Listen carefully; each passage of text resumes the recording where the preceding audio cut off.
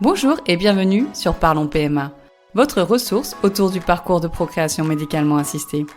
Je suis Lisa Journiac et j'accompagne les femmes pendant leur parcours de PMA. Grâce à mon expérience dans ce domaine et mes compétences en coaching, j'ai pour mission de vous aider à mieux vivre vos essais bébés. Dans ce podcast, je vous propose des informations et des conseils à travers des témoignages de personnes ayant vécu ce parcours, d'interviews d'experts en fertilité et enfin d'outils et réflexions que j'utilise durant mes accompagnements. Si tout cela vous intéresse, alors bienvenue et n'hésitez pas à vous abonner à ce podcast pour ne manquer aucun épisode. Et maintenant, c'est parti pour l'épisode du jour. Bonjour. Avant de retrouver l'incroyable témoignage d'Anaïs, je vous rappelle que vous pouvez télécharger mon guide gratuit de mes 6 conseils pour se préparer au transfert d'embryon. Vous trouverez le lien de téléchargement dans la description de cet épisode. Bonjour Anaïs, merci de venir nous raconter ton histoire et nous parler de ton projet bébé qui n'est plus un projet d'ailleurs maintenant. Et non, ça y est, il est là. Donc aujourd'hui, voilà, tu es maintenant maman. Oui. Pour commencer, est-ce que on peut revenir au tout début de ton projet bébé et que tu nous racontes comment ça a démarré tout ça? Ouais, carrément. Ça a démarré donc l'été 2018. Je sais pas pourquoi je me rappelle précisément de ce moment, mais on rentrait du feu d'artifice du 14 juillet. Par contre, j'arrive pas à me souvenir ce qui s'est passé ce jour-là. Et je sais qu'en rentrant, j'ai dit à mon mari, je veux un bébé. Alors que donc ça faisait 3 ans qu'on était ensemble. Bon, c'est un truc que je pensais vouloir un jour, mais j'étais pas forcément pressée. Ça faisait 1 année que j'étais diplômée infirmière. Je sais pas, il y a un truc qui s'est passé. J'ai dit, je veux un bébé. Donc, mon mari était pas forcément autant prêt que moi, mais il m'a dit, lui, il avait déjà une petite fille qui, à l'époque, du coup, avait 7 ans. Et il m'a dit, mais je peux comprendre aussi que tu as envie d'avoir un enfant. Et donc, go, on y va. Mais ça s'est pas du tout passé. Moi, je pensais que ça allait marcher super vite parce que je repère bien mes ovulations, donc je pensais bien les repérer et donc effectivement je les repère bien. Et donc j'étais persuadée que ça allait marcher le cycle d'après, quoi, tu vois. Enfin, genre, ok, on a décidé, je sais quand est-ce qu'il faut faire un bon moment, donc on va faire un bon moment et puis le mois prochain je t'en fais un petit. Et non, pas du tout. Passé comme ça. Et tu avais quel âge à ce moment-là? J'avais tout pile 30 ans, j'allais faire 30 ans. C'est vraiment, je sais pas si c'est peut-être ça dans ma tête qui a fait que, genre, ouais, j'arrive à 30 ans, je suis une femme, je vais être maman, tu vois, je sais pas. Je pense qu'il y a eu un peu de ça aussi dans ce désir viscéral, brutal. Vraiment, ça a été C'est comme un décompte ça, en fait. ouais, ouais, ouais, incroyable. Par contre, je te dis, j'arrive pas à me souvenir pourquoi. Je sais pas je me rappelle pas ce qui s'est passé ce soir-là, mais ouais. Et donc, non, ça s'est pas du tout passé comme ça, hein. Ça s'est pas nullement passé et rien ne se passait. Rien ne se passait et donc vous avez tenté. Et donc, du coup, j'ai commencé à pas être bien, déjà, sincèrement, parce que je pense que je me suis mis une pression de dingue et j'ai mis une pression de dingue à mon mari. Euh, Tu vois, on parlait en off, toi et moi, de cette histoire d'avoir des rapports juste pour avoir un enfant. Ben, pour moi, c'était devenu ça, quoi. Donc, c'est horrible. Et c'est horrible d'imposer ça à sa moitié, quoi. Donc les mois passés, il se passait rien. Donc on était en juillet, août, septembre, octobre, novembre, décembre. Janvier, j'avais rendez-vous chez moi gynéco parce que c'était mon rendez-vous annuel, quoi, on va dire. Je commence à lui parler de notre projet bébé. Donc là, en 2019, j'essaie de faire le lien, 2019. Elle voit rien d'inquiétant. Enfin voilà, elle fait son écho, son truc un peu classique. Pour elle, il y a rien de, enfin voilà, même pas 6 mois pour essayer de concevoir, c'est pas choquant. Donc elle me dit, écoutez, on se laisse encore l'année, quoi, en gros, et puis si d'ici la fin de l'année, il s'est rien passé, ben revenez. Donc on attend l'année. C'est long maintenant. Il y avait déjà 6 mois qui s'étaient passés finalement avant, donc ça fait 1 an et demi au total. Ouais. 1 an et demi, il se passe rien. Donc je prends rendez-vous, je crois que je prends rendez-vous au bout d'1 an, mais avec les délais, on se retrouve à 1 an et demi, donc il me semble si je dis pas de bêtises, qu'on se retrouve fin d'année 2019. Sachant que l'année 2019, pour nous, était très compliquée. Mon mari est tombé gravement malade, il a failli mourir. Enfin, il a fait une septicémie. Voilà, ça a été compliqué. Donc, on sait aussi que les chocs septiques altèrent clairement la qualité des spermatozoïdes.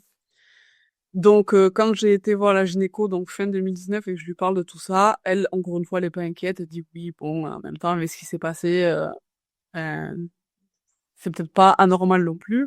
Moi, je lui dis bon, ça fait quand même déjà presque un an et demi, ce serait quand même bien qu'on avance un peu.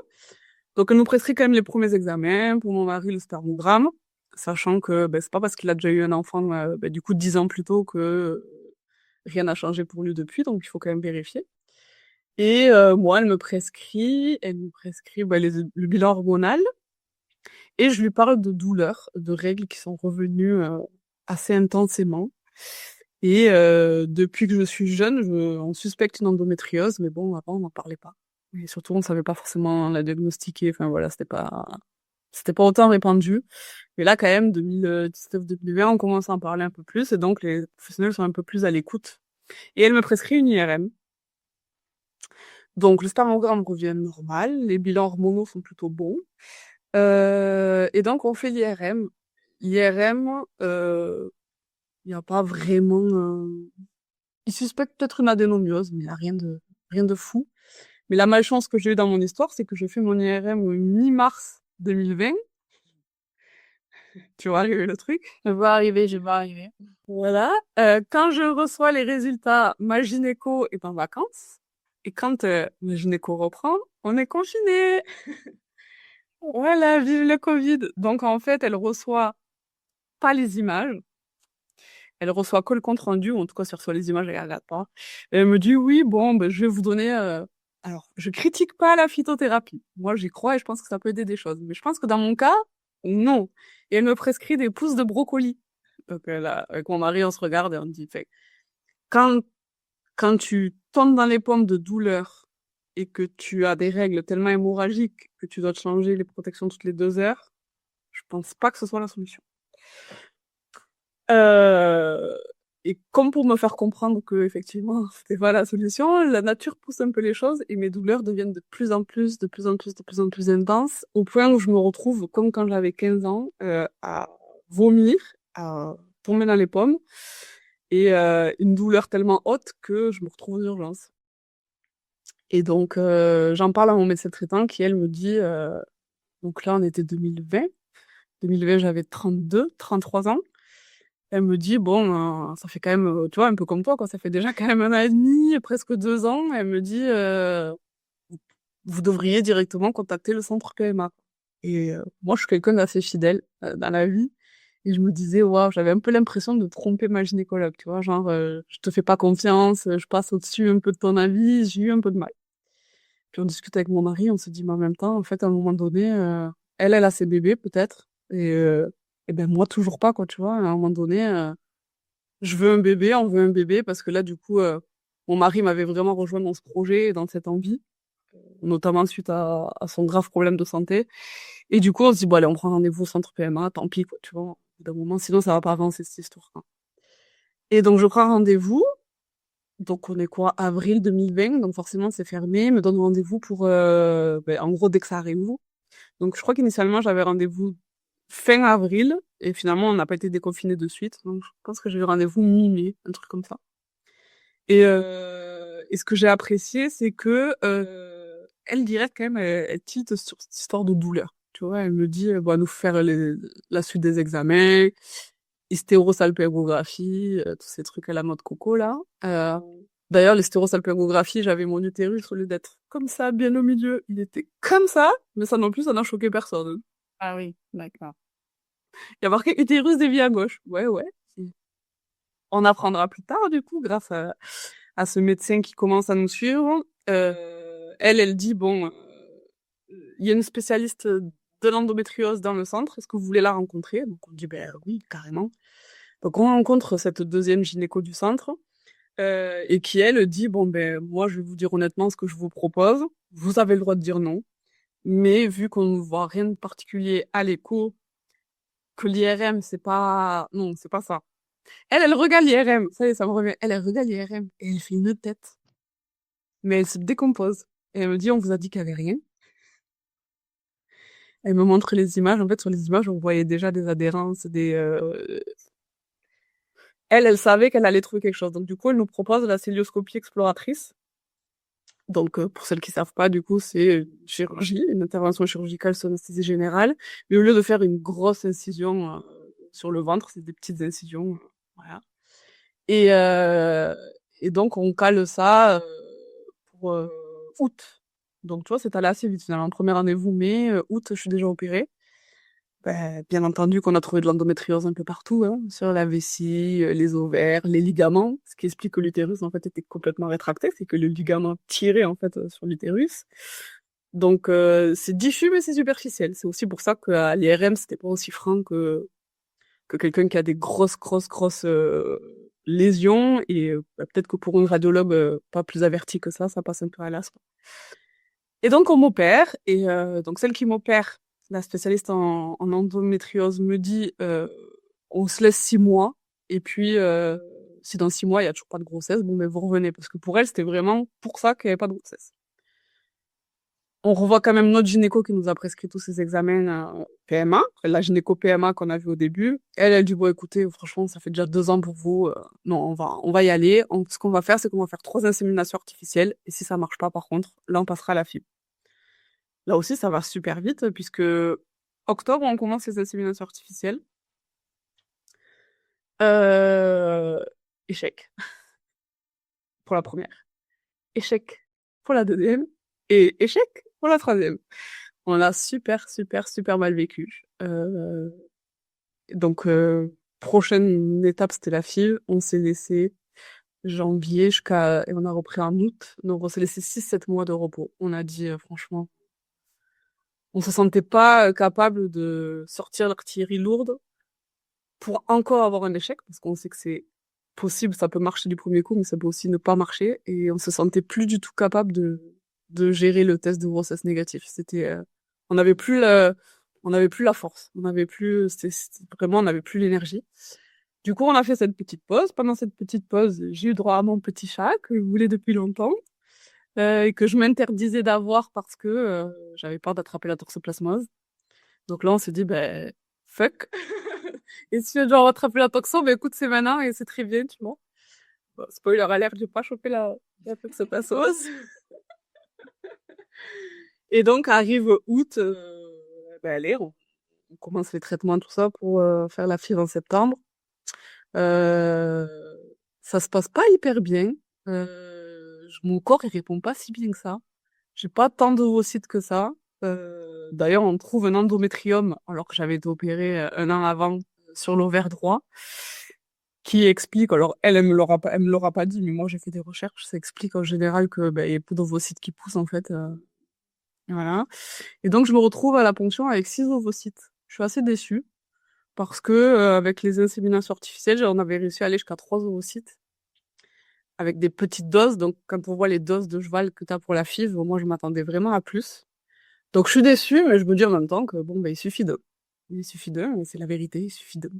Un ovocyte, un embryon qui s'accroche et ça fait un bébé, quoi. Et donc on va jusqu'au transfert, et 10 jours après, je commence à saigner. Donc je me dis, bon, ben c'est fichu.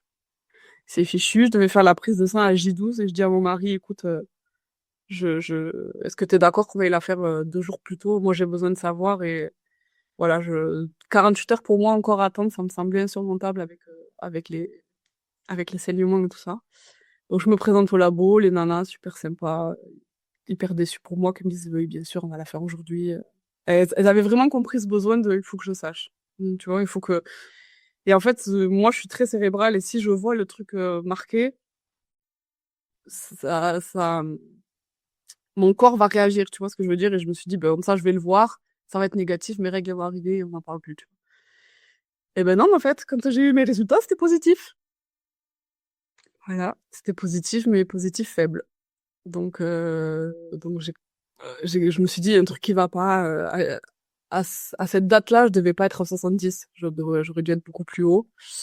Euh, et mais t'as quand même une petite une petite étincelle d'espoir qui se dit: «Et si jamais?» tu vois? Et si c'est implanté un peu plus tard? Et si? Bon, maintenant, pas du tout. J'étais en train de faire une grossesse biochimique puisque les taux montaient, mais pas beaucoup.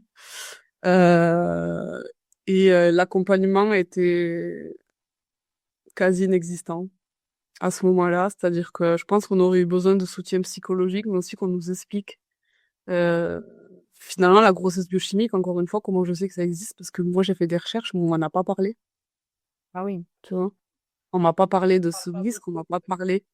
Non, le syndrome d'hyperstimulation ovarienne, ben, c'était pas mon cas, mais on m'en a pas parlé non plus. Enfin, je veux dire, si toi t'es pas curieux, en tout cas moi dans mon centre à moi, hein, si t'es pas curieux d'aller chercher un petit peu ce qui se passe autour, et encore la chance que j'ai moi, c'est que je suis infirmière de base, donc j'ai des connaissances et je connais les termes médicaux, donc je sais aussi où aller chercher. Mais quelqu'un qui est complètement profane dans cette histoire et qui donc pour qui c'est pas le milieu, mais c'est compliqué, c'est compliqué quoi.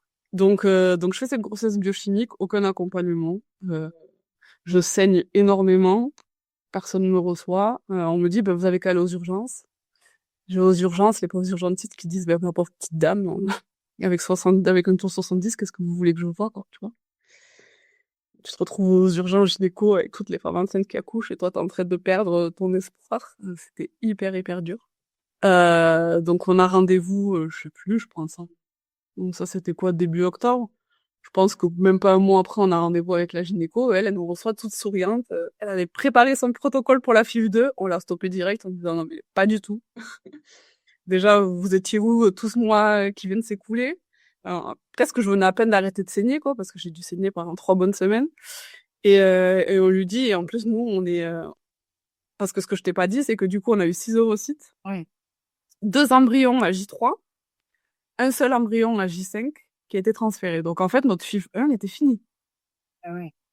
Tu vois, on n'avait pas, parce que pour celles qui savent pas, une FIV, normalement, c'est tant qu'il y a des, enfin, une ponction, et avec cette ponction, on met les spermatozoïdes, on fait des embryons, et tant qu'il y a des embryons qu'on peut transférer, on reste dans la même FIV. Mais non, il y avait déjà plus d'embryons, donc on partait déjà sur une FIV2. Et moi, j'ai dit, mais attends, on a... Parce que tu dis, oui, tu avais en fait eu 2 embryons à J3. Leur restait plus de se sont arrêtés. Ouais, celui qui est il y a un des deux s'est arrêté de se développer, et par contre, celui qu'on m'a transféré, de soi-disant de très bonne qualité, etc.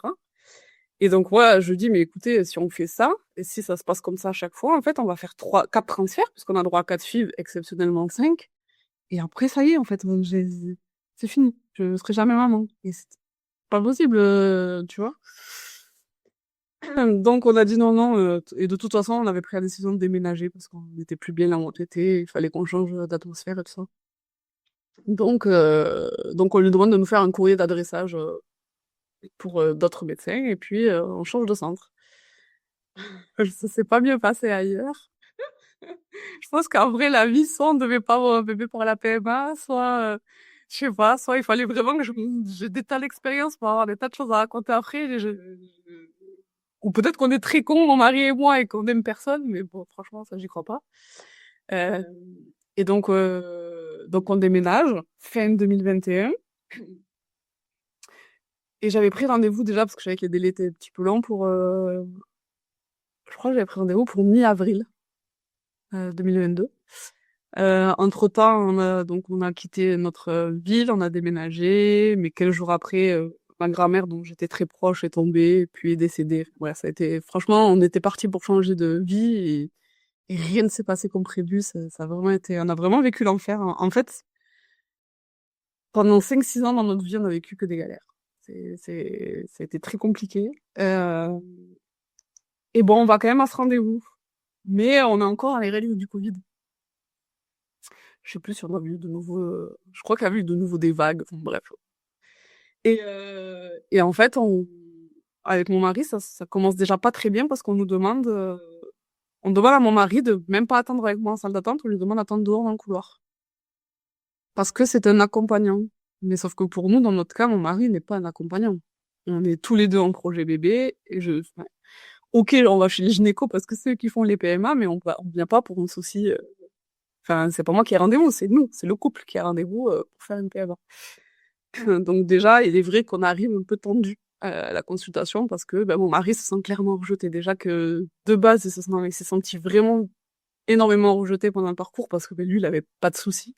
Donc en gros, on s'intéressait pas à lui, mais dans le sens où on s'intéressait pas de savoir s'il avait compris, enfin, mais presque on le regardait pas quand il était en consultation. Enfin, c'est très compliqué pour lui. Et donc le rendez-vous dure 5-10 minutes, pas plus. Le médecin regarde rapidement, enfin, il regarde correctement tous les examens, tout ça, et il nous dit, bon, moi, j'aurais pas fait comme ça, mais puisque vous allez déjà à la FIV, et là, il nous donne des rendez-vous pour l'anest, le biologiste, la psychologue, et on s'est dit, waouh, ok, non, il faut nous expliquer. Mais c'est horrible parce que sur le coup, j'ai pas été capable de dire, ok, vous auriez pas fait comme ça, alors qu'est-ce que vous pensez et qu'est-ce que vous auriez fait? Parce qu'on peut aussi revenir en arrière. Mais c'est pas parce qu'on a déjà fait la FIV qu'on peut pas repartir sur autre chose, tu vois. Enfin, en tout cas, c'était ma façon, moi, de voir les choses. Mais non, je suis restée muette, un peu abasourdie par ce truc de... On s'est senti expédié un peu, tu vois. En fait, c'est toujours la même histoire. Chaque fois qu'on a rencontré des professionnels en PMA, on s'est rapidement senti... on nous explique pas, quoi. La seule qui nous a tout bien expliqué, et mon mari d'ailleurs, avait été vraiment reconnaissant, c'est la médecin pour l'endométriose qui avait carrément fait des schémas, qui avait vérifié que mon mari avait compris ce qui allait se passer, alors que là, pour le coup, c'était vraiment que moi la patiente, tu vois. Donc preuve qu'il y a quand même des médecins qui font ce genre de choses, qui expliquent, voilà, c'est censé faire partie quand même de leurs compétences. Donc on sort de ce rendez-vous, on se dit bon non, ce sera pas avec lui. C'est le feeling est pas passé, et la PMA, c'est un moment où tu passes tellement de temps dans tes journées à y penser, à le vivre et à être en interaction avec tous ces gens-là, que si tu te sens pas écoutée ou comprise, t'as le droit de dire non, en fait, c'est peut-être pas ce professionnel qu'il me faut. Donc j'avais entendu parler d'un autre professionnel apparemment plutôt compétent dans le coin, donc j'avais pris rendez-vous. Et lui, c'est un vieux de la vieille, je pense qu'il a 80 piges. Je pense qu'il devrait même plus exercer d'ailleurs. Mais du coup, il avait une façon de voir les choses où il te posait des questions qu'on m'a jamais posées, du genre comment sont vos règles? Mais concrètement, qu'est-ce qui coule comment, à quelle période, enfin, tu vois? Et, euh, et sur le coup, on accroche hyper bien avec lui, pareil. Du coup, il discute avec mon mari, enfin, tu vois, on est un couple. Et lui, il dit, oui, bon, on fera les FIV s'il faut faire les FIV, mais moi, je vais essayer d'abord autre chose, parce que je sais pas si tu connais ce vieux truc qui se fait plus vraiment, mais donc nous, on a fait un test de lunaire. C'est l'examen de la glaire juste après un rapport sexuel, quoi. Et c'est très glamour. Et quand on avait fait cet examen-là, alors ma glaire était de très bonne qualité, mais on avait retrouvé 0 spermatozoïde. C'est-à-dire, c'est même pas qu'ils étaient morts ou quoi, c'est comme si s'était rien passé. Et en fait, lui, il détecte, il se dit oui, mais en fait, il y a un phénomène qui existe, dont on ne parle pas énormément, qui est le phénomène de washout, et qui est qu'en fait, la femme a tellement de glaire cervicale que, en fait, elle retient rien. Elle retient rien. Et donc, il avait pas tort parce qu'il m'a fait prendre des trucs et des machins. Et quand on a refait le test, on a retrouvé des spermatozoïdes parce que lui, il avait réussi à calmer un petit peu cette glaire, à la rendre un peu moins acide et moins importante, tu vois. Donc on s'est dit, waouh, trop bien et tout. Moi, vraiment, j'avais trop confiance dans ce médecin, j'étais trop contente. Je me suis dit, lui, il va y arriver, lui, il va nous donner un bébé, quoi, tu vois. Donc on commence, il me dit, bon, allez, on va faire juste des stimulations. En fait, on va juste améliorer votre ovulation, mais pour l'instant, on passe pas des inséminations, des FIV, tout ça. Donc on fait un premier protocole qui marche pas, on fait un deuxième. Et donc je vais au rendez-vous de contrôle, et là, il me dit, bonjour, vous venez pourquoi? Là, je me dis, non, mais je me dis, non, mais franchement, je me suis dit, elle est où la caméra cachée, quoi? C'est une blague. C'est une blague. Ça fait des mois que vous me suivez, ça fait 5 ans qu'on essaie d'avoir un enfant, et vous croyez qu'en fait, à chaque fois, moi, je vais vous raconter ce qui s'est passé pendant 5 ans? Non, non, on marche sur la tête. Enfin, tu vois, je me suis un peu mis en colère, je me suis dit, mais lisez vous prenez des notes quand vous me voyez, je sais pas, avant de me recevoir, prenez 2 minutes et relisez-moi vos notes de la dernière fois. Enfin, on est d'accord que c'est pas, je demande pas la lune, quand même. Ouais, il n'avait pas revu le dossier, en fait. Et vous l'aviez vu plusieurs fois? Ouais, ben oui, on l'a revu plein de fois, tu vois. Donc je me dis, que tu reconnaisses pas ma tête parce que t'as 300 patients, ça me pose pas de problème. Mais s'il te plaît, un minimum de professionnalisme, tu vois. Donc je me mets même pas en colère. Et en plus de ça, j'étais sous hormones, donc j'étais bien remontée. J'avais hyper mal au ventre et je lui dis, et de toute façon, je lui dis, moi, je vous dis, j'ai une adénomiose. Je lui dis, j'ai regardé le ventre que j'ai, je suis à des petites doses de piqûres. On dirait que je suis enceinte de 4 mois, quoi. Il me dit, ah, mais non, on l'aurait vu à l'échographie. Pendant un quart d'heure, je lâche pas. Je lui dis, je vous dis que oui, je vous dis que oui, je veux une hystéroscopie, je veux une hystéroscopie, je veux une hystéroscopie. Parce que pareil, en 5 ans, personne m'a fait d'hystéroscopie, quand même. Ils l'ont même pas fait pendant la cilioscopie, alors que j'ai appris que ça se faisait régulièrement. La patiente, elle est endormie, on fait tout ce qu'il faut, quoi, tu vois. Et donc là, il me dit, bon, allez vous allonger, en gros, je vais vous faire une échographie, on va déjà regarder si on voit quelque chose. Il me met sa sonde, il me dit, ah ben oui, il y a de l'adénomiose, vous savez comment je le vois? Parce que la paroi entre devant et derrière, c'est pas la même, du tout la même épaisseur. Je dis, ben voilà, donc quand je vous fais... Moi, je suis quelqu'un, je me connais super bien, et j'ai énormément de connaissances en médecine. Parce que j'ai fait médecine et tout ça, donc et puis ça me passionne, j'adore tout ça, tu vois. Donc, quand je sais quelque chose, je le sais, tu vois. Et donc, il me dit, bon, ben, très bien, on prévoit l'hystéroscopie. Et puisqu'on y est, il me dit, je vais vous refaire une cilioscopie aussi, comme ça, on va faire un point sur l'endométriose. Je lui dis, pardon? Je lui dis, l'hystéroscopie, vous passez par les voies naturelles, la cilioscopie, vous devez me réendormir et m'ouvrir le ventre. Je dis, mais moi, je ne souffre pas comme avant pour être d'accord pour que vous me réouvrez le ventre. Je suis pas d'accord. Il me dit, ok, vous êtes pas d'accord, ben, on arrête là. Il me dit, vous revenez quand vous serez prête. Ah, je me suis dit, oh. Ouais, spoiler alerte une deuxième fois, je suis jamais retournée, n'est-ce pas? Ce rendez-vous, je suis sortie, j'ai jamais autant pleuré de ma vie. Je me suis sentie, je me suis dit, mais c'est pas possible. Tu vois, je me suis dit, là-haut, ils veulent pas que j'ai un bébé, quoi. C'est pas possible que ça se passe tout le temps aussi mal. Tu sais, Et donc là, avec mon mari, on dit, bon, on arrête tout. On arrête tout, c'est stop. Franchement, donc là, on est 2023, je pense. Été 2023. Ouais, elle me dit non, stop, ça suffit. Donc, tu vois, ça faisait quand même déjà presque un an qu'il nous suivait, le quoi. Donc, ouais, il nous a vus plusieurs fois, hein. Oui, il nous a vus plusieurs fois. Et on dit, ouais, on arrête tout. On arrête tout. Moi, je me centre à fond sur mon projet pro, sachant que du coup, entre-temps, j'ai fait un burn-out. J'ai été 6 mois en arrêt. Ça, voilà, c'était compliqué. On dit, allez, on arrête tout. On va essayer naturellement. Et puis, parce que je sais pas, en vrai, comme on nous a jamais dit on pourrait pas. On nous a jamais dit, je sais pas, c'est pas comme si j'avais pas de trompe ou que mon mari n'avait pas de spermatozoïde. Enfin, en vrai, on nous a jamais dit que c'était impossible, tu vois, naturellement. Donc on s'est dit, écoute, on va se reposer un peu, on va laisser faire la vie, on va se réparer de tout ce qu'on a vécu ces dernières années aussi, et puis voilà. Et puis voilà, et puis les mois passent, et puis il se passe toujours rien. Il se passe toujours rien. Donc l'été dernier, été 2024, avec mon entreprise et tout ça, dont on parlera plus tard, je vois en fait que que quasiment toutes les femmes qui se battent, elles finissent en fait par être maman, tu vois. Et je dis à mon mari, je dis en fait, je crois qu'elles me portent ces femmes-là. Elles me donnent de l'espoir, tu vois, parce qu'en vrai, toutes les copines que j'ai rencontrées il y a 2-3 ans sur Insta, ben, en fait aujourd'hui elles sont quasiment toutes mamans, tu vois. Et ce truc me porte. Et en parallèle, mon endométriose me fait toujours aussi mal. Et donc du coup, je décide d'appeler le... Est-ce que ça a commencé comme ça? Non, ça s'est pas encore passé comme ça. Donc je te dis, porté tout ça par les femmes, et dans ma région, il y a un événement qui se produit, qui est une espèce de table ronde autour de l'infertilité et tout ça, organisée par un des établissements de la région. Et avec mon mari, on s'est dit, tiens, on va y aller. On s'est dit, on va y aller. Peut-être que le fait de se remettre dans ce bain-là, de côtoyer des gens qui vivent ça, peut-être que ça va nous redonner envie et la force et le courage de vraiment y retourner, tu vois. Encore une fois, ça s'est pas bien passé. Donc, je te dis, vraiment, c'est la cata pour nous. Ou alors, on est vraiment très cons, je le répète. Mais ça s'est pas du tout bien passé. Il est vrai que nous, notre parcours jusqu'à présent, c'était que des mauvaises expériences. Donc, quand on prend le micro pour raconter notre parcours, bah, c'est pas des choses positives. Nous, malheureusement, on n'est pas là pour dire tout est super et changer rien, quoi. Et ça a pas trop plu. Donc, on nous a demandé de nous taire. On nous a pris le micro et voilà. Donc, je ressors de cet événement, j'ai pleuré pendant 3 jours. Parce que je me suis sentie pas comprise.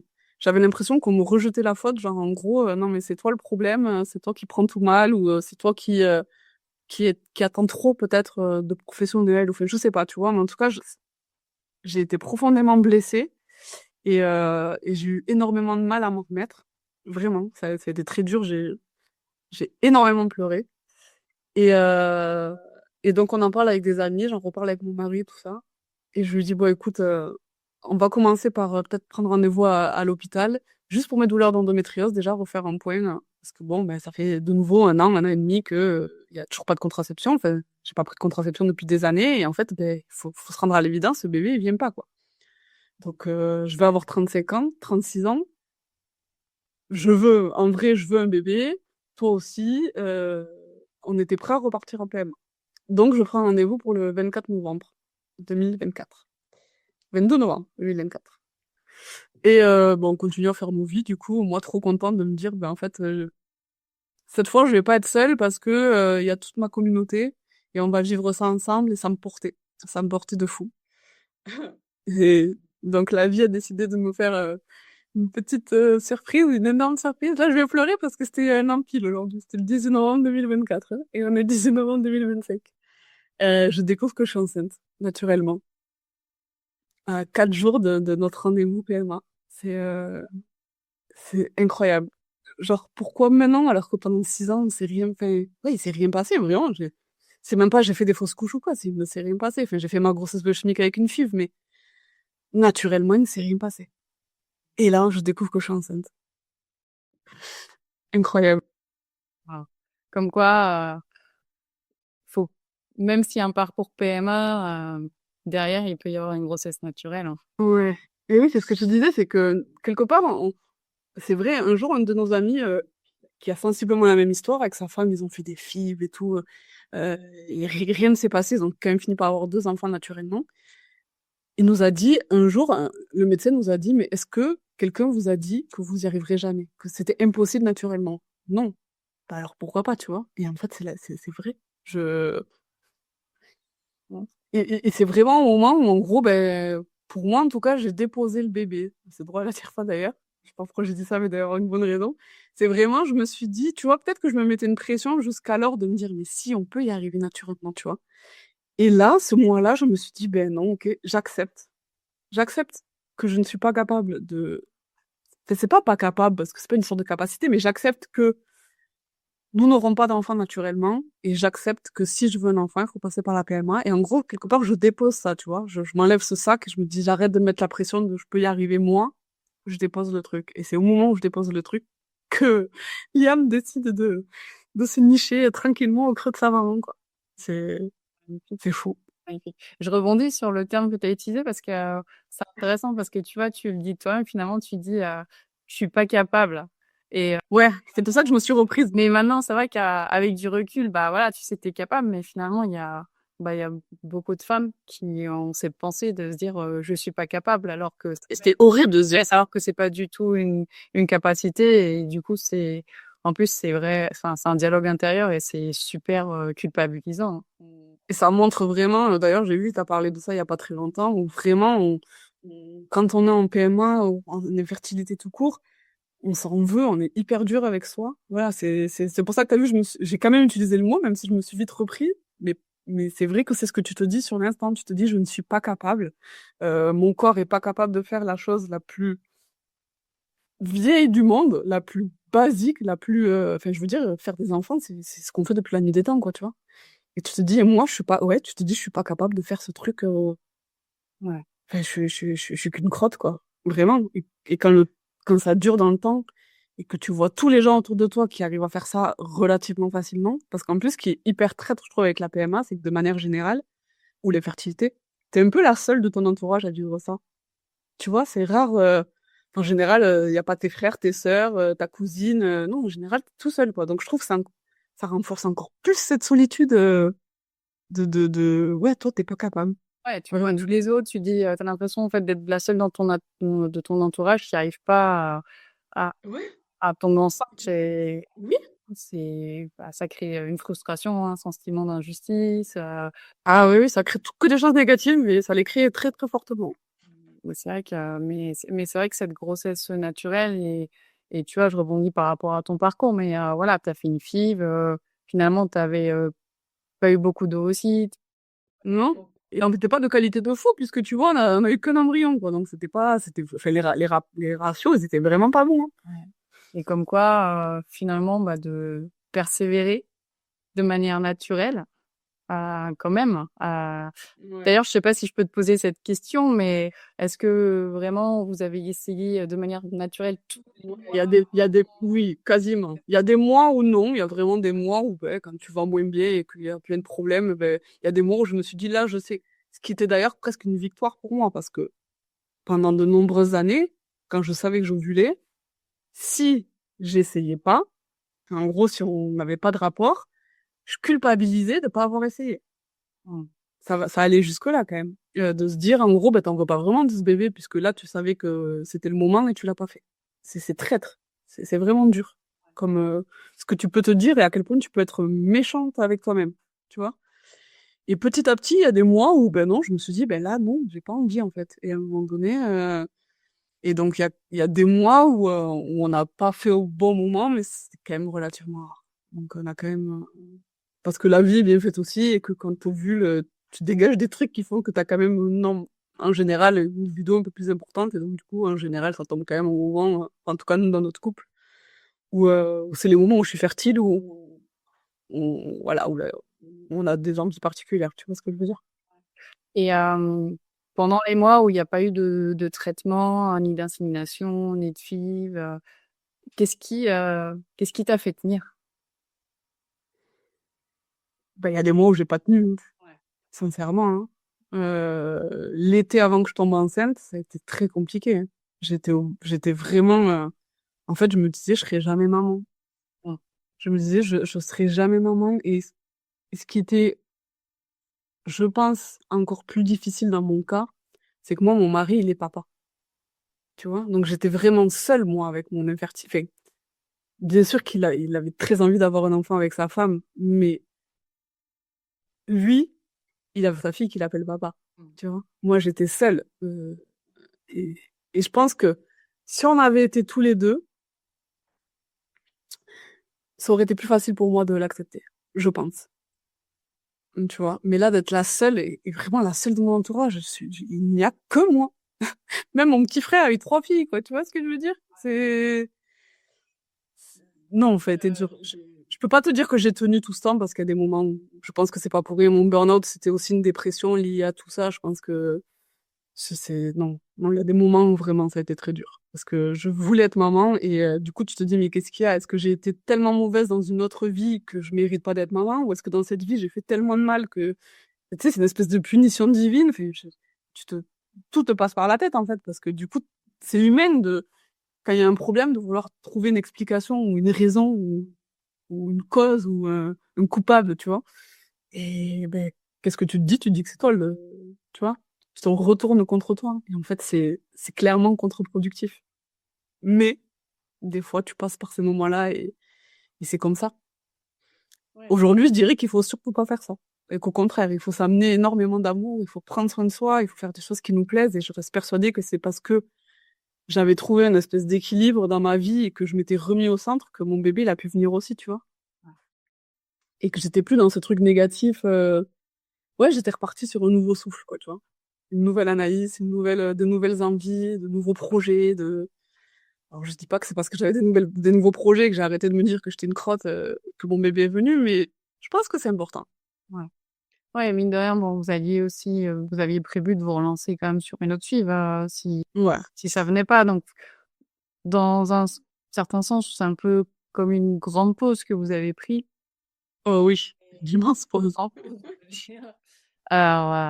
Et finalement, vous alliez repartir si bébé, voilà, arrivait pas. D'ailleurs, je pense qu'à ce moment-là, tu étais convaincue que bébé allait pas arriver parce que c'était vraiment Mais oui, ça pour la. mais vraiment. Et puis tu sais, pour ma première FIV, comme si j'en ai fait 18, du coup j'en ai pas refait, mais quand j'ai fait ma FIV, même avant de commencer la PMA, j'avais lu tellement d'histoires de femmes qui tombaient enceintes naturellement juste avant de commencer un protocole, que je m'étais dit, moi, à l'époque, s'il faut, moi aussi, je vais tomber enceinte juste avant. Et en plus, chez moi, le psychologique est tellement puissant que quand je me dis des trucs comme ça, j'arrive à décaler mes règles, tu vois, avoir des jours de retard et tout. Enfin, je veux dire, c'est, chez moi, le cerveau, il est très puissant, et il agit vraiment énormément sur mon corps, tu vois.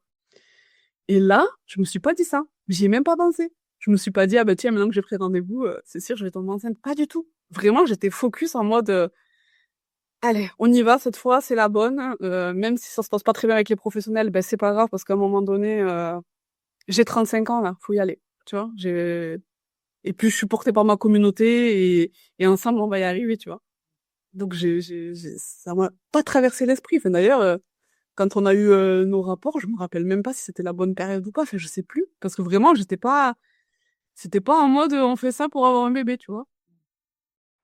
Je sais pas, c'est fou. C'est fou. Et qu'est-ce qui a été plus difficile pour toi, pour vous deux, vraiment dans ce parcours? C'est vrai que tu as parlé pas mal du côté de prise en charge, d'échange avec les médecins que tu as pu rencontrer. Après, d'ailleurs, on va faire une petite parenthèse parce que il y a des médecins très bien aussi. Et oui, c'est ce que je te dis, regarde, c'est celle pour l'endométriose, pour le coup, elle était super. Ouais, Et heureusement qu'il y en a des très bien. Merci à vous d'exister. voilà. Continue, vous êtes trop rares. Des fois, on se sent pas assez écouté et bon, après, il peut y avoir 15 000 raisons aussi derrière, mais en tout cas, ce sentiment-là, répété plusieurs fois, je pense que ça a été un moment difficile du parcours. Est-ce qu'il y en a eu d'autres? Ouais, je pense que pour moi, les deux choses difficiles, c'est les deux choses que j'ai déjà évoquées, hein. C'est vraiment cette difficulté de pas se sentir soutenu et écouté et compris par les professionnels et cette solitude vis-à-vis de l'entourage, quoi.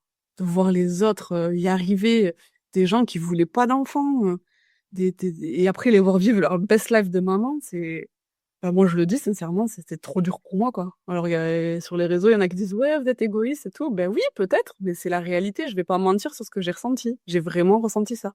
J'ai vraiment, je me disais quand toi ça fait 3-4 ans que t'essaies et que Germaine à côté, elle a arrêté la pilule le mois d'avant et le mois d'après elle est enceinte, alors que 3 ans avant elle te disait qu'elle voudrait jamais de gamin. Ben ouais, je suis désolée, je le vis super mal et ça me fait mal. Ouais, c'est une réalité. Voilà.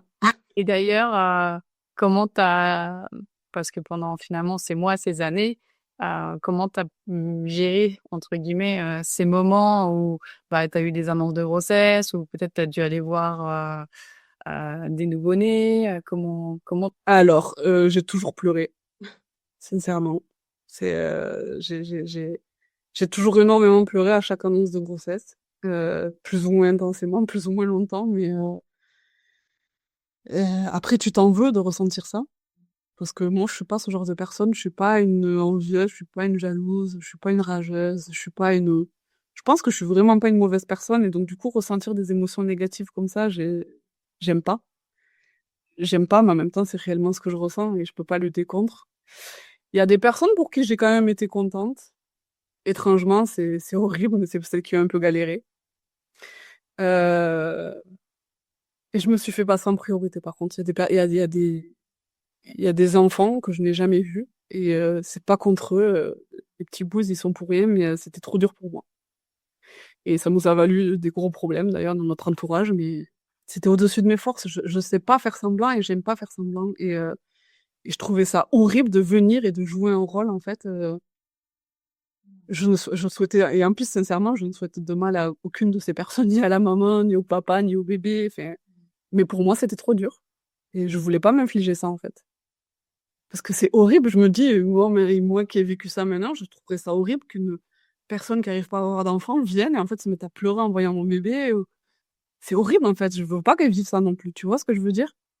Bien sûr, merci de le partager parce que il y a tellement de femmes en fait qui se retrouvent dans cette situation et en fait on a un peu cette pression sociale, non? De se dire il faut que Ah oui, complètement. protocole, que j'aille voir le bébé et que je fasse bonne figure Et que je les félicite, et ben moi, je suis désolée, je vous souhaite aucun mal, mais moi, j'aime pas faire les choses quand elles sont pas franches. Tu vois ce que je veux dire? J'aime pas, en fait, je comprends pas l'intérêt de venir,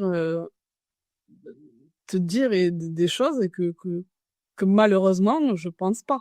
Tu vois ce que je veux dire? Enfin, et, et non, je me suis jamais forcée. Vraiment, je me suis dit, je vais arriver, je vais pleurer, mais c'est horrible. Même pauvre bébé, enfin, non, je peux pas faire ça. Je peux pas faire ça. Alors, il y a ceux qui l'ont compris et ceux qui l'ont jamais compris. Ouais, c'est comme ça.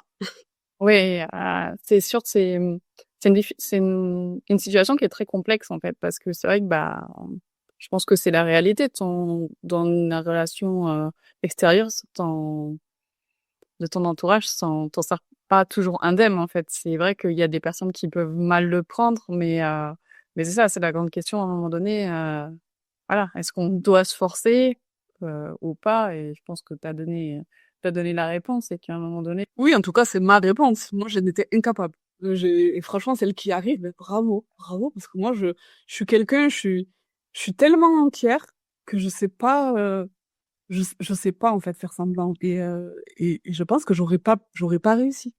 J'aurais pas réussi à faire genre, waouh, c'est trop bien.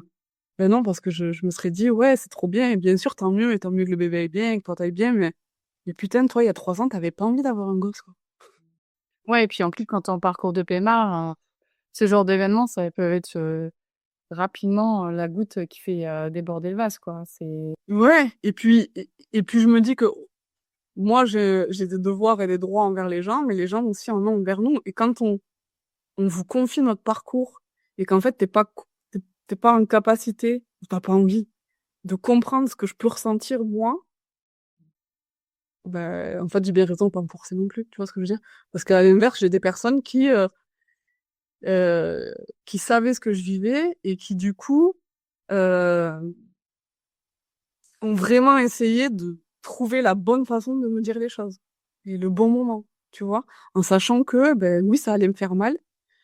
Oui, ça allait pas être facile pour moi, mais en même temps, je vais pas te mentir. Tu vois ce que je veux dire? Et ça, c'est honnête, je trouve. Et du coup, c'est un peu plus facile et t'as un peu plus envie d'en savoir un peu plus envers ces personnes-là qu'envers les personnes qui, en mode, ah bon, tu me félicites pas alors je vais être maman? ouais. Tu vois ce que je veux dire? Donc je pense que c'est un vrai échange aussi, de comment la personne te considère aussi, si elle est au courant de ton parcours. Si elle est pas au courant, bon, après, elle peut pas deviner ce que tu vis, et du coup, voilà. Mais nous, au début, on en a énormément parlé, donc tout notre entourage est au courant, quoi. Ouais, d'ailleurs, en parlant de ça, j'en profite pour, rappeler que j'ai enregistré un épisode sur, comment soutenir une femme qui est en parcours de PMA et dans cet épisode, justement, il y a une partie un peu spéciale, bah, femme enceinte, de l'entourage où justement, bah, j'explique, toutes ces choses-là pour aussi que la femme enceinte, elle comprenne aussi par quoi passe la femme qui est en parcours de PMA, qui a pas encore son bébé dans les bras. Heu, Parce qu'au final Et qui d'ailleurs, tu ne sais pas si tu l'auras, en fait. C'est ça qui est difficile. C'est que tu l'as pas encore, et tu sais même pas si toi, tu auras la chance de l'avoir. En fait, je pense que c'est ça qui rajoute encore plus de difficultés, tu vois? l'incertitude, elle est, elle est super, compliquée à gérer et c'est vrai que, bah, des événements comme ça fait vraiment effet miroir, en fait, sur ta situation et c'est vrai que c'est ça qui est super difficile à vivre et donc voilà, protégez-vous. Je suis pas sûre qu'il y ait une bonne réponse de comment se comporter dans ce type de situation et comme tu disais, il y a des femmes qui arrivent à y aller, à faire «bonne figure» entre guillemets et cetera. Après, c'est toujours, je pense à chacune de se poser la question, à quel prix? Ouais, exactement. C'est à chacune de trouver son équilibre. Est-ce qu'elle est capable, encore une fois, on est en ce moment, mais c'est vrai, est-ce qu'elle est capable de réussir à supporter, et ce qui est trop pour elle, et c'est OK, en fait. Ouais et si elle n'est pas capable de supporter, c'est que Eh ben, c'est OK, t'as le droit, en fait. T'as le droit. c'est pas que c'est une horrible personne, c'est juste qu'à Non? un moment donné, on est des humains, quoi. Ouais, exactement. Donc et après, il y a des il faut arrêter un petit peu, c'est ça, ce que je disais tout à l'heure, avec cette pression sociale et que si dans ce moment de ta vie, tu peux pas, bah, c'est pas grave. À un moment donné, peut-être que quelques mois après, bah, ça sera plus facile d'aller voir le bébé et voilà Oui, puis qu'est-ce qu'on préfère? On préfère des gens qui viennent et qui derrière, en fait, ou des gens qui viennent pas et qui te disent: «Je suis désolée, je suis pas capable. Je te souhaite vraiment le meilleur avec ton bébé, mais à ce jour, je suis pas capable». non, c'est Voilà, après, il y a pas de bonne réponse, c'est chacun, il y a des gens qui préfèrent qu'on vienne faire semblant. Moi, je préfère qu'on vienne pas faire semblant, mais voilà, c'est chacun, hein. Il y a pas de jugement, c'est vraiment propre à soi, je pense. pas cool. Et alors, aujourd'hui que tu es maman, bah, en quoi ton parcours, de PMA et pas que finalement, ton parcours de fertilité. D'infertilité. Comment ça influence ta façon de vivre cette maternité maintenant? Bah, je crois que ça rend tout waouh. Tu vois, alors, ce serait mentir de dire que c'est que du waouh, c'est pas vrai, dans le sens où il y a une vraie fatigue physique. Heu, Moi, j'ai accouché en pleine canicule, je suis dans le sud, j'ai perdu 10 kilos pendant ma grossesse et je veux dire, j'ai pas une grossesse facile, j'ai été malade tout le long. Pour autant, c'est les meilleurs moments de ma vie et j'en garde que des bons souvenirs, mais ce que je veux dire, c'est que, heu, c'est pas non plus que du beau, mais en fait, justement, le fait d'avoir eu autant de difficultés, ça rend les moments même, hyper difficiles, moins difficiles parce que tu te dis: «Mais attends, moi j'ai la chance de vivre ça, quoi». En fait, je suis reconnaissante au quotidien de me dire: «Waouh, merci». En fait, merci de me laisser vivre ça, de me laisser découvrir ce rôle de tu vois? Ça rend tout plus beau. Voilà, ça veut pas dire qu'il y a que du beau, c'est dur les réveils la nuit, les cacas qui ne s'arrêtent pas, les pleurs, tu sais pas pourquoi. Et voir souffrir son enfant, je crois que c'est la chose la plus difficile. Ça, j'étais pas prête, tu vois? Voilà, quand il a mal, quand il pleure qu'il a mal et que ouais, ça, c'est dur. Mais ouais, ça rend tout est décuplé, je pense. Et ouais, la reconnaissance, vraiment. Moi, chaque jour, je me réveille, je me dis: «Merci», quoi. Je veux dire, et je souhaite vraiment à toutes les femmes qui attendent parce que c'est pas normal de pas pouvoir être maman quand on en a l'envie, tu vois. Et c'est pas normal que des femmes qui meurent d'envie de devenir maman ne puissent pas l'être et qu'à côté t'as des femmes qui battent leurs enfants, enfin tu vois, c'est injuste. C'est compliqué pour moi, tu vois, de me dire que cette injustice qui fait partie de la vie, mais ouais, non, c'est pas juste. C'est pas juste. Et on t'a parlé, avant un petit peu, voilà, ta communauté, Instagram, voilà, de ton histoire avec, les autres femmes en parcours de PMA. Et en fait, toi, tu as créé une entreprise, autour des doudous PMA, Les doudou étapes. doudou étape, pour le parcours de PMA. Et comment est née, cette idée et qu'est-ce que tu as envie de transmettre, en fait, aux femmes qui traversent, ce chemin de la PMA, en tout cas des essais bébés? Ouais. L'idée, elle est venue, je pense c'était en 2023, c'est sûr. 2023? Oui, attends, j'ai fait mon burn-out début janvier 2023. Donc, ouais, début 2023. Tu sais, sur les réseaux, je voyais vachement les cartes étapes. Je trouvais ça trop bien, en fait, les pémettes qui prenaient en photo leur parcours avec les différentes étapes et tout. Je me suis dit, waouh, ça c'est génial et tout. Et donc, pendant que j'étais en burn-out, je me suis pris de passion pour la couture. Et je dis à mon mari, donc je faisais plein de trucs, donc à force de faire plein de trucs, je me suis dit, ben, faut que je les vende, donc j'ai ouvert une micro-entreprise. Enfin, tu vois, je faisais des lingettes, des pochettes, des machins. Et je dis à mon mari, j'ai trop envie de créer un truc pour la PMA, même si on en pose, j'ai trop envie de créer pour les pémettes et tout. Et j'ai dit, mais il faut que ce soit en tissu. Et je me disais, mais bon, faire des cartes étapes toutes simples en tissu, sincèrement, je me dis, c'est moche. Et mon mari, qui, qui est un grand créatif, il a tout le temps des idées de fou. S'il sortait toutes ces idées, je pense qu'on serait multimilliardaire. Mon cœur, si t'écoutes, sors tes idées. Et, il me dit, je sais plus comment il me sort ça, il me dit, et un doudou. Et il me dit, pourquoi tu ferais pas un doudou et tout Et donc, en discutant et tout, sort l'idée de ce doudou pour les adultes, auquel on viendrait mettre les cartes étapes, en fait. Tu vois. Et donc, c'est pour ça que je l'ai appelé le doudou étape, parce que c'est un doudou avec des cartes étapes. Et donc, le système, c'est, j'ai fait des doudous plats, j'ai mis des scratchs sur le doudou, j'ai mis des scratchs à l'arrière des cartes étapes, et tu changes en fonction de ton parcours, tu vois. Et donc, à la base, je l'ai créé dans l'optique de prendre en photo et en vidéo chaque instant de ton parcours, et après, tu imprimes tes photos, tu te fais ton carnet, et tu racontes ton histoire, et après, tu montres à ton petit bébé d'amour tout ce que tu as traversé pour arriver jusqu'à lui.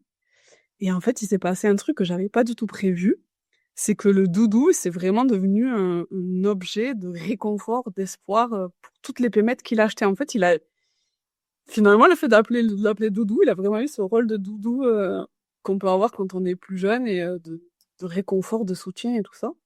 Et encore un autre truc que j'avais absolument pas prévu, c'est qu'en fait, il porte bonheur quelque part, tu vois. C'est-à-dire que c'est incroyable le nombre de pémettes qui m'ont annoncé leur grossesse avec leur doudou, quoi. Genre, j'ai des tas de témoignages sur mon compte où elles te disent c'est mon premier positif, j'ai reçu le doudou étape 15 jours après j'étais enceinte, ou enfin ouais, il est magique. Et je pense que on en a parlé avec mon mari il y a quelques jours et il me dit mais je pense qu'en fait il fait tellement de bien ton doudou étape quand les gens le reçoivent que est-ce que quelque part il agit pas un peu comme un truc un peu apaisant, tu vois? Parce que je suis pas en train de dire que toutes les femmes qui ont un doudou sont toutes tombées enceintes, c'est pas vrai, et je sais pas, c'est pas mon argument commercial, Harry porte bonheur.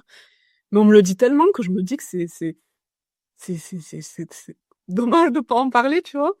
Et, d'ailleurs, à tel point que c'est vrai que j'y mets beaucoup d'amour. Je l'ai fait à la main. Enfin, voilà, c'est des trucs que j'ai inventés moi-même de A à Z. Les patrons, ils sont de moi. Enfin, je veux dire, et c'est vrai que je pense que j'y mets tellement d'amour. Moi, j'y crois à tout ça, aux énergies, tu vois. Et je pense que j'y mets tellement d'amour que elles reçoivent ce truc. Et d'ailleurs, je pense que j'ai mis tellement d'amour dans tellement de doudou étapes que j'ai cousu que moi-même, je tombe enceinte. Donc, tu vois ce que je veux dire? C'est trop chouette. Je sais pas, c'est un truc, c'est une espèce de truc un peu magique. Ouais. Donc moi, mon but avec ce projet en particulier, même si je fais d'autres choses, je fais des bouillottes sèches, des trousses isothermes, enfin, il y a plein de petits trucs sur ma boutique. Mais c'est vraiment mon parcours à moi était relativement froid et manquait relativement d'âme et de, de soutien et d'écoute et de compréhension que j'avais envie d'offrir un petit peu cet espace de douceur à celles qui, comme moi, avaient un parcours un peu trop froid et un peu trop médicalisé, tu vois. Donc c'est pour ça que je le fais tout doux, il est tout doux, un Mickey, avec des jolies couleurs un peu, voilà, des choses qui font du bien, quoi. C'est pas agressif, c'est tout doux. Et d'ailleurs, là, j'ai repris du coup le mois dernier, j'ai eu énormément de commandes et j'ai commencé à envoyer les premières et les retours sont fous, quoi. En fait, c'est incroyable quand elles donnent leurs mots de ce qu'elles ressentent quand elles ouvrent ce colis. Je me dis, je me prends vraiment une vague de douceur, de bonheur, je me l'explique pas. Je me l'explique pas.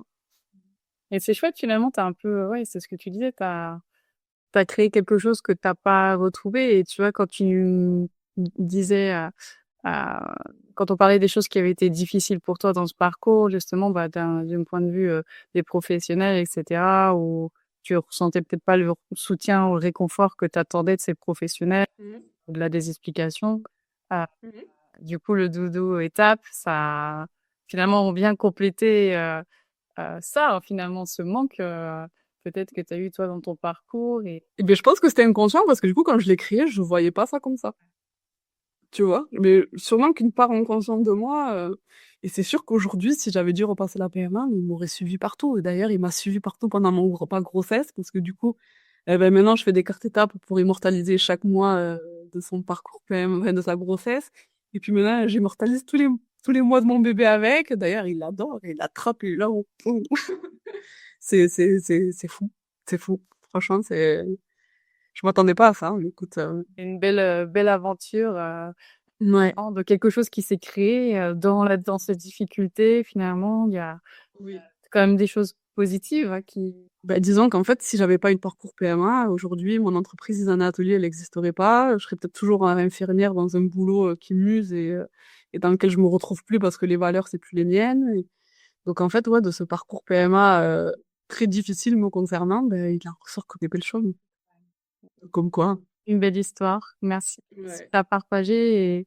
Et pour terminer, quel message tu aimerais passer aux femmes qui sont en parcours de PMA ou peut-être en pause aussi de leur parcours? Je crois que je passe toujours le même message, mais c'est de se remettre au centre. Vraiment, moi, je crois que c'est ce qui a tout changé. Et ce qui a J'avais fait une publication il y a quelques mois et je pense que je vais la ressortir parce qu'elle était importante de toutes les petites choses que j'ai mises en place ces dernières semaines, enfin les derniers mois, la dernière année avant de tomber enceinte. Je pense qu'il n'y a pas de recette miracle, mais je pense que se remettre au centre, arrêter de se détester. Moi, je détestais mon corps, j'en voulais à mon ventre, de ne pas être capable de porter la vie, je lui en voulais de me faire mal. Euh, Tu vois, en fait, j'avais beaucoup d'émotions négatives qui, je pense, sont normales quand on vit des choses comme ça et c'est peut-être une étape du parcours. Mais je trouve qu'on n'est pas assez gentil avec soi-même. On n'est pas assez bienveillante, on s'envoie pas assez d'amour en fait. C'est pas notre faute si on n'arrive pas à avoir de bébé. Et, euh, et ça nous aide pas en fait d'être méchante avec nous. Alors que se prendre un petit temps pour soi, je sais pas, aller se faire un petit spa si c'est son truc, aller se faire un ciné, un resto, se faire d'un gommage, enfin, j'en sais rien, n'importe quoi, tu vois. Mais voilà, après j'ai fait des choses plus difficiles aussi, hein. Moi j'ai une sorte de vie pas facile. Voilà, j'ai pas eu une enfance facile. J'avais beaucoup de traumas que j'ai dû guérir. Je sais pas si on en guérit vraiment, mais j'ai dû faire un travail difficile.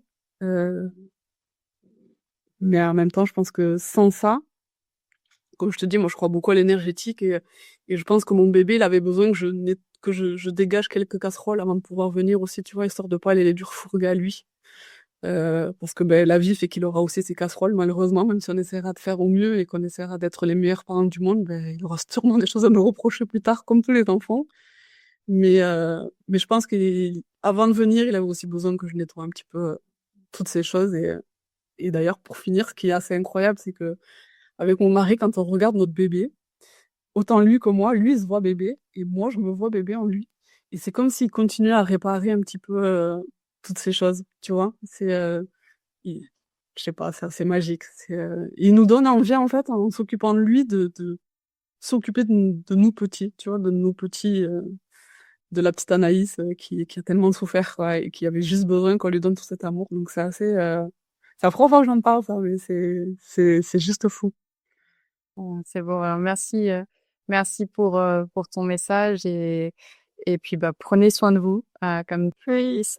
Prenez soin de vous, revenez au centre, faites-vous du bien même dans ce parcours qui est difficile et Et en fait, c'est une habitude. C'est au début, quand ça fait des années ou des mois qu'on est dans cette spirale négative, on n'a pas envie de prendre soin de soi, mais en fait, il faut que quelques fois répéter les choses pour que ça devienne un peu une habitude. Et donc, ouais, il faut se réoccuper de soi. Vraiment, ça peut être physiquement, mentalement, ce qu'on a envie, hein.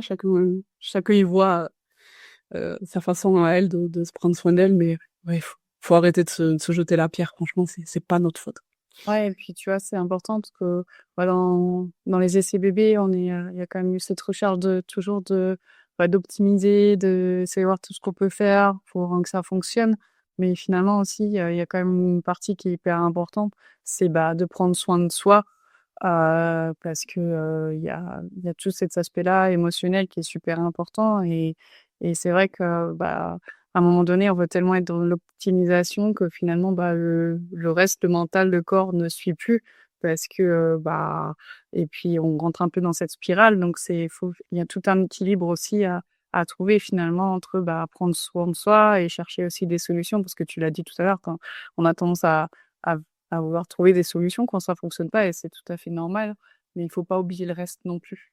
Et Et ce que tu dis, c'est totalement vrai parce que moi, au tout début, les 2, 3 premières années, je pense, du coup, on parlait beaucoup des perturbateurs endocriniens. Et effectivement, j'avais fait la chasse dans mes produits et c'était la cata, en fait, le nombre de perturbateurs endocriniens qu'il y avait dans mon quotidien. Et après, ça devient une charge. C'est-à-dire qu'en fait, tout t'incrimine tout, quoi. C'est à cause de mon gel douche, c'est à cause de mon dentifrice, c'est à cause de machin, et c'est lourd, tu vois. Alors, il y a plein de choses que j'ai gardées, plein de changements que j'ai faits et que j'ai gardés, et trop bien, tu vois. Mais en même temps, en fait, il n'y a pas de solution magique non plus, tu vois. Je pense qu'en vrai, nos infertilités elles sont multifactorielles. Bon, il y en a pour qui c'est des vraies pathologies, voilà, quand on a une oligo-asténo-tératospermie, et voilà, qu'il y a 0 spermatozoïdes ou qui sont tous à moitié morts. Enfin, voilà, c'est une réalité, c'est une vraie pathologie. Mais quand c'est des infertilités un peu plus inexpliquées comme la mienne, parce qu'on sait très bien que l'endométriose, il y a des femmes qui ont des endométrioses qui sont avec des très grosses atteintes et qui arrivent à tomber enceinte sans difficulté.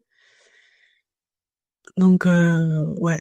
donc dans tout ça, je crois que pour terminer, bah, juste n'oubliez pas de prendre soin de vous, dans ce parcours et vous laissez Si vous êtes à deux dans votre couple, parce qu'on s'oublie aussi. ouais. Oui aussi, au couple, prenez soin Ouais, ouais, et vous laissez pas au second plan en fait, ouais. et ça je pense que c'est super important vraiment, bah, Anaïs encore merci d'avoir partagé ta belle histoire et aussi qui est pleine d'espoir parce que je crois que l'espoir en a besoin de beaucoup dans ces périodes d'essai bébé qui sont souvent compliquées et donc merci vraiment encore de partager et puis je vous mettrai les coordonnées aussi d'Anaïs dans la description de l'épisode parce que c'est vrai que moi je suis assez fan de l'idée des doudous étapes. Je trouve que c'est super chouette et du soutien on en a besoin, du réconfort on en a besoin et il y a des petites choses comme ça qui font la différence moi j'étais un peu tombée par hasard sur le compte d'Anaïs où j'avais vu tous ces petits objets, tout ce qu'elle fait et je trouve que c'est super chouette et je crois que ça rentre vraiment dans cette démarche aussi de prendre soin de soi et toutes les petites choses pour vous aider au quotidien. Alors merci et puis on vous dit à bientôt, à bientôt Anaïs et merci encore. Avec grand plaisir, merci à toi. J'espère que cet épisode vous a plu. Si c'est le cas, n'hésitez pas à le partager autour de vous et à laisser une note ou un commentaire sur votre plateforme d'écoute préférée. Et si vous avez des questions, ou bien si vous souhaitez échanger avec moi, n'hésitez pas à m'écrire à info@lisajourniaccoaching.com. Vous retrouverez mon adresse mail dans la description de l'épisode. À bientôt!